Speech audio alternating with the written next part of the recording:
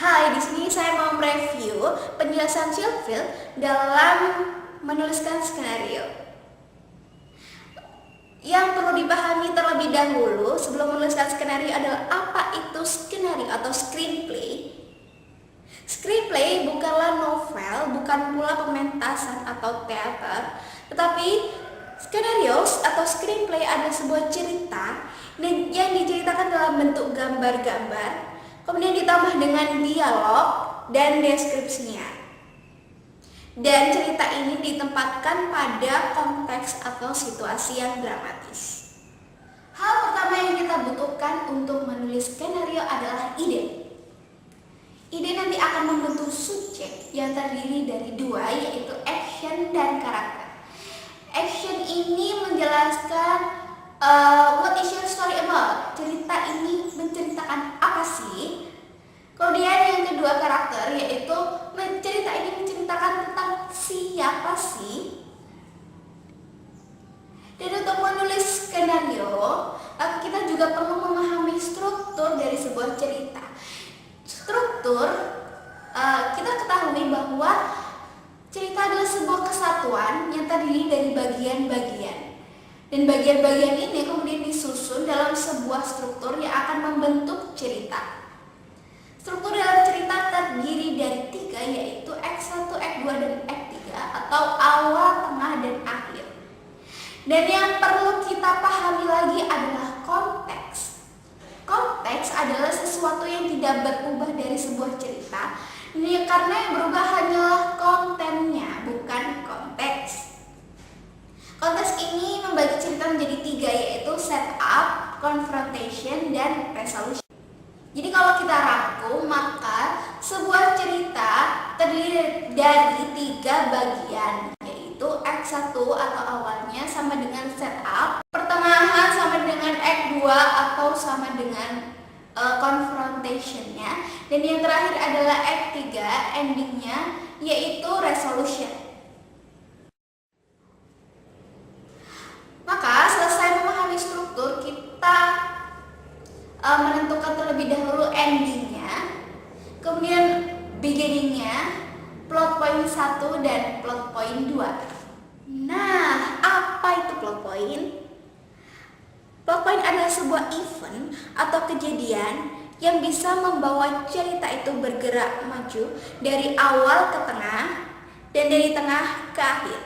Dan plot point ini ada dua, yaitu plot point 1 yang ada di akhir dari Act 1 atau setup, kemudian plot point 2 yang ada di akhir dari Act 2 atau confrontation. Selesai memahami struktur, maka selanjutnya adalah menuliskan treatment pada 4 halaman. Treatment ini gunanya untuk memberikan informasi secara rinci mengenai susunan cerita kita. Yang pertama adalah pada setengah halaman pertama, tuliskan opening scene-nya atau adegan pembuka. Kemudian yang kedua adalah rangkumlah kejadian-kejadian yang akan terjadi pada Act 1 atau setup-nya. Kemudian yang kedua adalah tuliskan plot point 1. Di langkah selanjutnya kemudian tuliskan obstacle atau rintangan yang akan terjadi pada karakter kita. Dan rintangan-rintangan ini nanti akan menjadikan sebuah konflik dan menambahkan unsur dramatis pada cerita kita. Dan rintangan ini terjadi pada Act 2. Kemudian langkah selanjutnya adalah menuliskan plot point 2. Selesai plot point 2, maka susunlah atau rangkumlah kejadian-kejadian yang akan terjadi pada Act 3 sebagai resolution-nya. Dan yang terakhir adalah menuliskan ending scene-nya. Selanjutnya adalah menciptakan karakter. Satu kalimat dari Sheffield yang perlu kita ingat dalam menciptakan karakter adalah what is character but the determination of incident. What is incident but the illumination of character. Satu kata yang perlu digarisbawahi adalah insiden. Insiden adalah kunci yang bisa membawa cerita itu terus bergerak maju. Dan insiden inilah power of the story. Hal-hal yang dilakukan dalam menciptakan karakter, yang pertama adalah menuliskan biografi karakter itu pada 5-7 halaman. Ceritakan namanya siapa, dia lahir di mana, kemudian bagaimana kehidupannya selama masa anak-anak usia 0-10 tahun, 10-20 tahun, dan seterusnya. Kemudian bagaimana dengan saudara-saudaranya, bagaimana ayah dan ibunya, kakek neneknya, dan seterusnya. Kemudian yang kedua adalah menuliskan area of life. Area of life terdiri dari 3. Yang pertama yaitu professional life. Professional life yaitu bagaimana hubungannya dengan teman-temannya di kantor, atau bagaimana hubungannya dengan bosnya. Kemudian yang kedua, personal life. Personal life yaitu apakah dia single atau married, dia punya anak atau tidak, dia janda, bercerai, dan sebagainya. Kemudian yang ketiga adalah private life. Private life ini ceritakan hobinya apa, kemudian apa yang dia lakukan ketika dia sendirian, dan seterusnya. Langkah ketiga adalah menuliskan karakter circle of being. Circle of being adalah sebuah kejadian di masa lalu karakter yang secara emosional mempengaruhi karakter tersebut dan secara paralel akan mempengaruhi jalan cerita. Dan biasanya event ini merupakan sebuah kejadian yang dramatis dan traumatis buat karakter. Kemudian satu hal yang perlu diperhatikan adalah bagaimana untuk menciptakan good karakter. Ada 4 hal yang perlu diperhatikan menurut Sitfield dalam menciptakan good karakter, yaitu yang pertama adalah dramatic need, unsur-unsur dramatis. Unsur-unsur dramatis ini bisa terlihat dari apa yang karakter kita inginkan, tetapi di situ pasti ada rintangannya. Dan di situ akan timbul konflik-konflik, dan konflik inilah yang menambahkan unsur-unsur dramatis dari cerita kita. Kemudian yang kedua adalah point of view. Yang ketiga adalah attitude atau sikap dari karakter kita yang bisa terlihat dari dialog antar pemain atau dari perilaku dia. Kemudian yang terakhir untuk menciptakan good karakter adalah change. Usahakan dari perjalanan cerita kita dari awal sampai akhir terjadi perubahan dari karakter kita. Apa yang berubah dan bagaimana berubahnya. Kita sudah mengetahui struktur cerita, kita juga sudah menciptakan karakter. Maka langkah selanjutnya adalah mulai menuliskan skenario. Seperti yang kita tahu dari struktur sebuah skenario terdiri dari 3 bagian, yaitu Act 1, Act 2, dan Act 3. Kita mulai dari Act 1. Act 1 ini merupakan setup, yaitu dimana kita mulai memperkenalkan para karakternya, kemudian dimana kita mulai membangun situasinya dan bagaimana hubungan antar karakter. Ini dimulai dari opening scene sampai dengan plot point 1. Nah, pertama-tama yang dilakukan untuk menyusun Act 1 ini adalah tuliskan pada 14 kartu berukuran 3 x 5 cm. Pada masing-masing kartu tuliskan tidak lebih dari 5 kata yang nanti akan menyusun cerita. Mulailah dari kartu pertama sebagai openingnya, kemudian kartu 14 sebagai plot point 1. Kemudian lanjutkan ke 12 kartu yang lainnya. Nah, selesai menyusun pada kartu-kartu itu, maka langkah selanjutnya adalah menuliskan backstory pada 1-2 halaman. Backstory ini merupakan apa yang terjadi 1 jam, bahkan 1 hari, seminggu, atau bahkan 1 bulan sebelum cerita ini dimulai. Nah, kita mulai menyusun skenario dari Act 1 ini. Langkah pertama adalah tuliskan pada 10 halaman pertama mengenai yang pertama, who is your story about? Cerita ini menceritakan tentang siapa, Terus kemudian cerita ini menceritakan apa? Dan yang terakhir adalah situasi-situasi dramatis yang bisa mendukung cerita ini. Tuliskan pada 10 halaman pertama.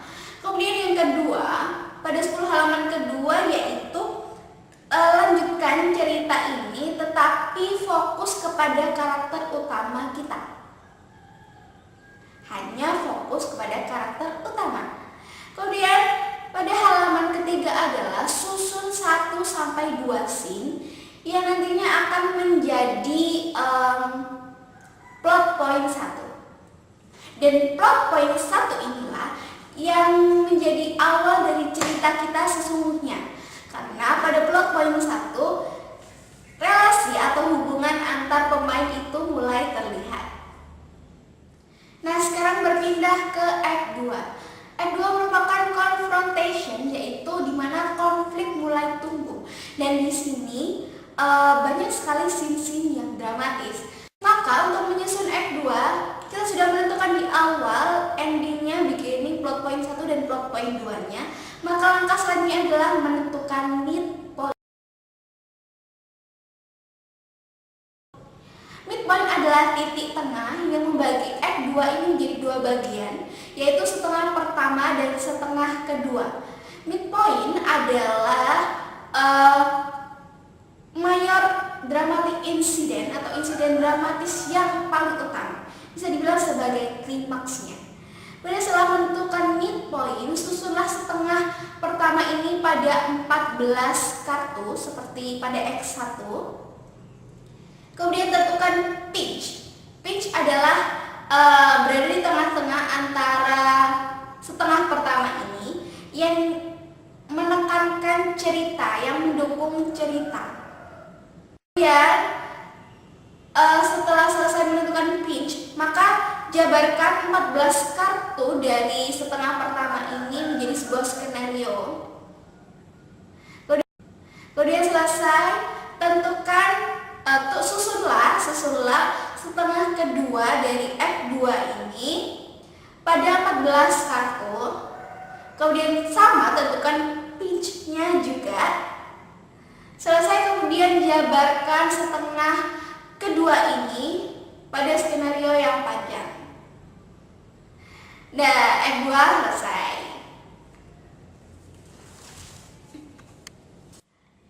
Lanjut ke Act 3. Act 3 ini merupakan resolution. Dan resolution ini bukanlah ending, tetapi adalah solusi. Maka dari itu, untuk menyusun Act 3 ini, tulislah terlebih dahulu apa saja yang belum terselesaikan dan butuh solusi pada kejadian-kejadian sebelumnya. Setelah selesai, susunlah Act 3 ini pada 14 kartu. Kemudian tentukan ending scene-nya. Kita mau cerita ini berakhir seperti apa sih? Kemudian selesai, kemudian mulailah menulis skenario dari Act 3 ini berdasarkan 14 kartu yang sudah kita susun. Setelah menulis skenario, bukan berarti kita berhenti sampai di situ saja. Langkah selanjutnya adalah menulis kembali skenario kita. Kenapa kita perlu melakukan ini? Karena menulis skenario adalah sebuah proses yang cukup panjang dan kita tidak bisa melakukannya dalam satu waktu saja. Kita perlu memoles kembali skenario yang sudah kita buat. Maka langkah pertama adalah membaca kembali skenario kita. Ingat, hanya membaca, jangan memberikan tulisan-tulisan apapun pada skenario kita. Kemudian langkah selanjutnya adalah menuliskan 3 esai atau tulisan singkat. Tulisan pertama, tuliskan mengapa ide ini menarik. Apakah ini merupakan pengalaman pribadi kita, ataukah salah satu karakter dalam cerita merupakan seseorang yang ada pada kehidupan kita, dan sebagainya. Kemudian tulisan yang kedua merupakan tulisan mengenai apa cerita seperti apa yang kita inginkan sebagai ending? Apakah sudah sesuai dengan yang kita tuliskan?